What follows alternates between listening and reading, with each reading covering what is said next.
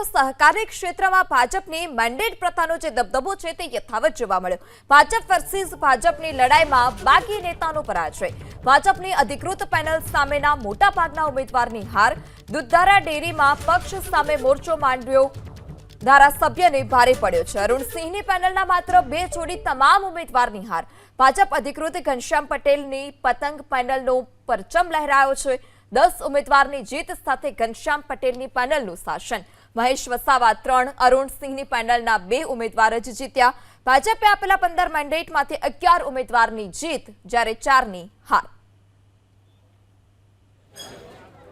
ભરૂચ જિલ્લા દૂધ ઉત્પાદક સંઘની ચૂંટણીમાં 12 ઝોનમાંથી 11 ઝોનની ચૂંટણી થઈ।